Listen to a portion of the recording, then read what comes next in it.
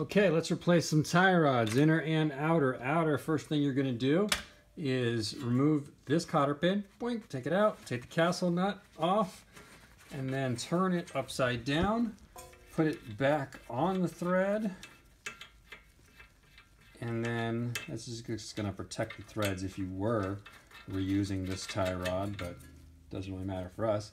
And then you're gonna hit on the knuckle right there with a mini sledgehammer until this tie rod, till this joint pops. Let's see if I can capture this on video. I got a pretty nifty tripod involving a 5-gallon bucket.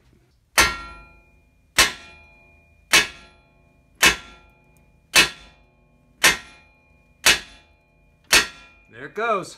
Then what you're gonna do is you're gonna loosen this jam nut. It's slightly confusing. You just need to keep in mind that it's on the inner tie rod, and that shaft is threaded, and so you want the nut to go up, and it climbs by turning it to the right. So it's confusing because you're going to turn it righty to get it loosey. Just use like an adjustable crescent wrench on there, and then that's how you can break that and move it up. Okay, with our jam nut moved up, we can now take the tie rod out, and to remove it, we're going to turn it off of the inner tie rod, but we're going to count each revolution. So that would be 1. That would be 2. That would be 3. You're going to count how many it takes. It's going to be around 20 something probably. And then just write it on the old one. So when you go to install the new one, you will turn the new one back on the same number of revolutions before you put it in the knuckle.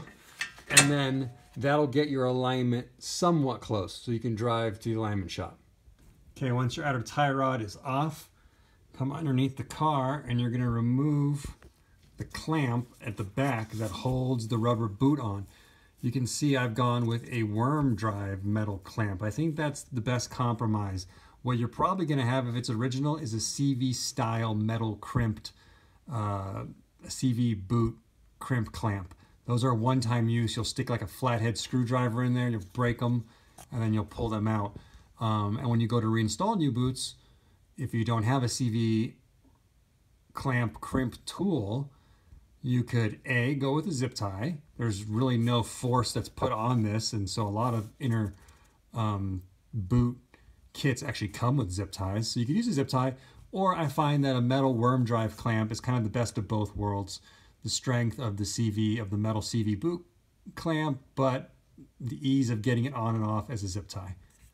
Okay, with the inner clamp off of the boot, you just need to remove the outer clamp. Just, you know, set of pliers on this metal clamp, pull that off, and then take your nut off the inner tie rod as well, and then remove your boot. Okay, once you get your boot off, be sure to look through all of these individual bellows, inspect the whole thing, make sure there's no punctures or holes anywhere, or else you'll be needing a new one of these when you install your new one. These ones are new, they've only been on for 5,000 miles. Okay, and now you've got your inner tie rod here.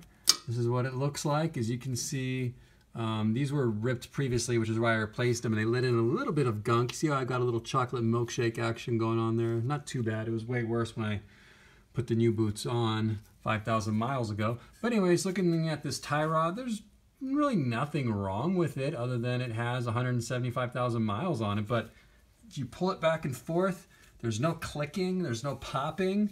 You know, hold it up here. Look at that. It stays there. A little bit lower position, it doesn't hold it, it droops a little bit, but that's pretty damn good for 175,000 miles. That's what we're talking about, guys. When we talk about OEM parts, that's really impressive. Hardly any movement in that. The new one's going to be stiffer than that. It's going to be actually kind of hard to move it. Whereas this one, you know, I can move pretty effortlessly, but the fact that it stays put without doing too much of a droop, like that's not bad at all. Pretty impressive. The new one's still going to tighten things up. So to remove this, the first step is there's this washer behind it, and it gets hammered over the inner tie rod. You see that lip that's folded over? You need to get a chisel under there and hammer it straight, and then the same thing on the opposite side right there. You can see how flat that thing is, so getting a chisel with a finer point is going to work a lot better to straighten it out than a flathead screwdriver. And you want to be delicate with these if you don't have replacements, because you're going to need to then install them and bend them back over the new tie rod. When I do this job, I like to just have 2 new ones. Here's the part number, MR510266, just in case I bugger that one up too bad to reuse it. Once I get the chisel under the washer and get it started, I like to use a brass punch to straighten it out further. You just want to be real careful in here. You know, you got the steering rack components, you got CV boots, a lot of stuff that you can damage if you're reckless with a hammer. Also, this job is significantly easier with this upper control arm removed. So if you're, you know, doing that job with this job, do it before you put the upper control arm. That'll give you more room to be able to swing your hammer. Okay, so next step, you're going to need a special tool. You're going to need an inner tie rod removal tool, which is basically a giant tube with like an end that accepts an adapter. The tool's going to come with a bunch of different adapters that look like that. And what they do is they fit onto the inside of the inner tie rod. The closest size that I found that would work on this kit was 1.5 inches is what it says. So you're going to put that on there, and then this has like a little gate that closes and locks in that adapter. So you're going to feed it in through the tie rod, put it over that adapter, and then once it's in place, you rotate this collar to lock that adapter to the tie rod. Then, once that's on there, you can just hook your breaker bar or socket wrench onto that to break it free.